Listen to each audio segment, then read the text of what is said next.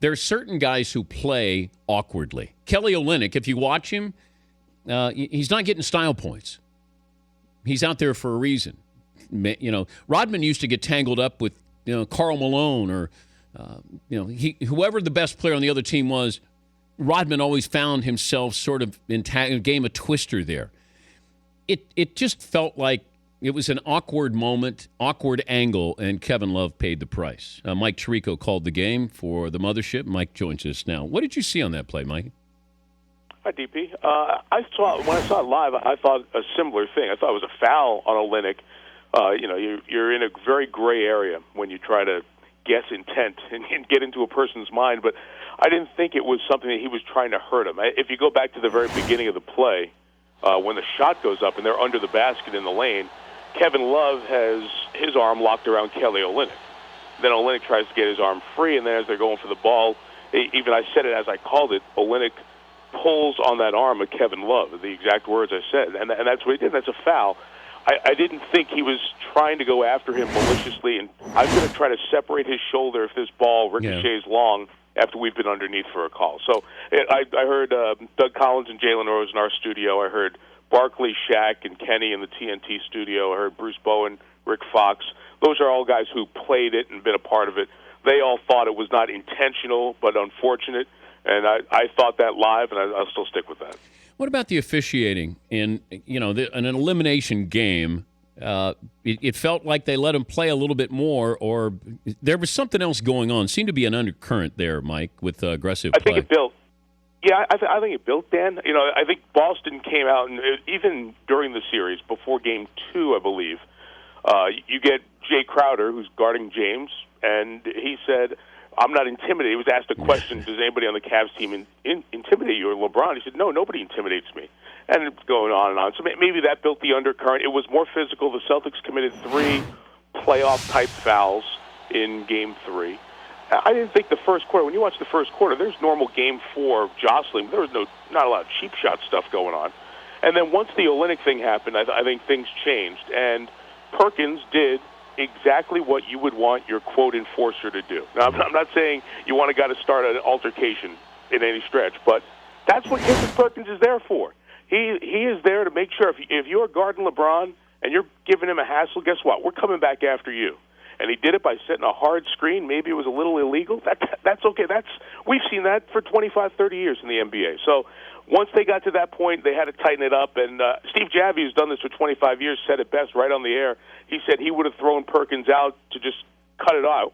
Yeah. And that didn't happen, and it escalated, I think. Most fun team to call play-by-play for?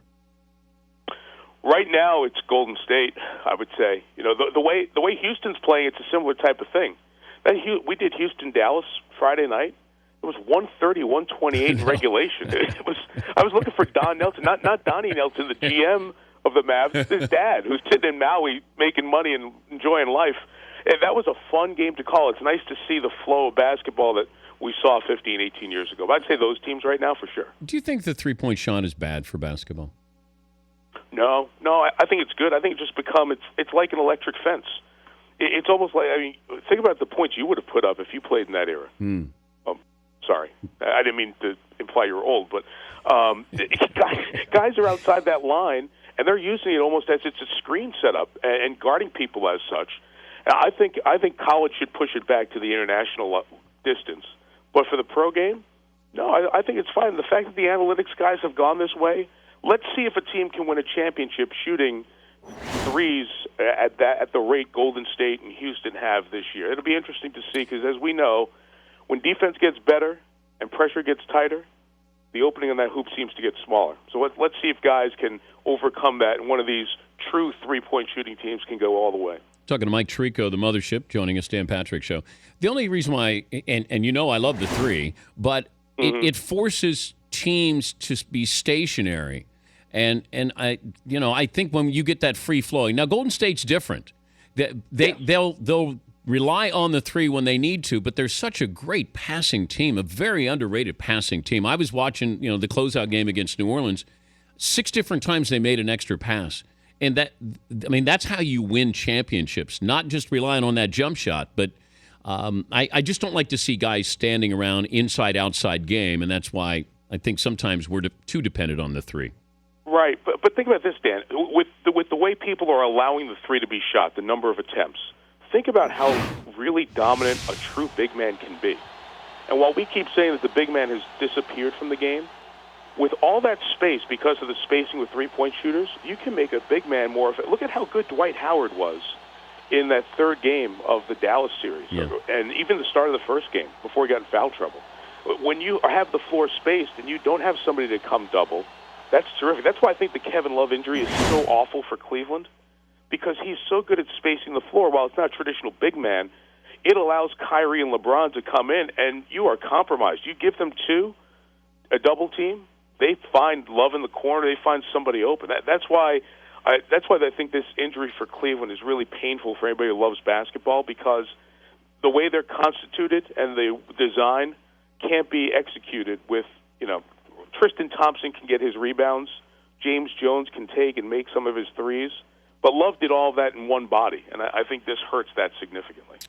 Best college football player you saw this year who's eligible for the draft was who? I'd lean towards Amari Cooper, just to be somebody, since receivers have now come in and made that big impact. You always want to immediately gravitate to the quarterbacks. We know there are more sure picks in the draft because of all the questions of throwing a quarterback in right away.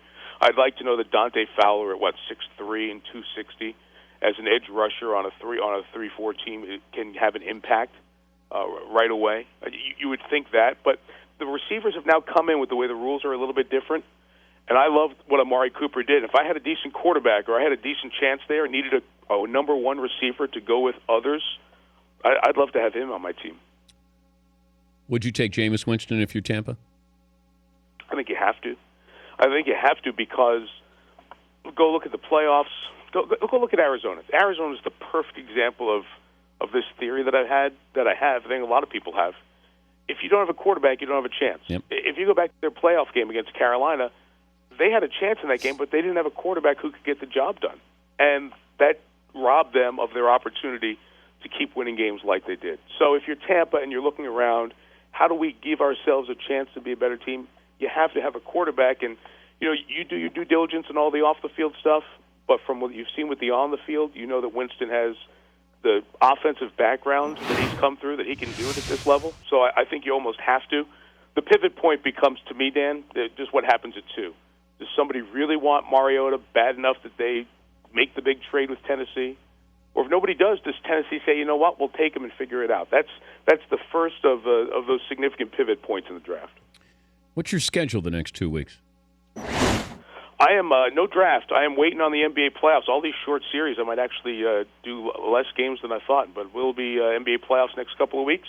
You ever lost Finals your luggage? on radio, then over to Wimbledon. You ever lost your luggage? Once, but I've been pretty good. Why, did you lose? No. Oh. But you're always traveling, so... Was that just like a Larry King question? Yes. Did you ever lose your luggage? I think the Orioles are going to win the division this year.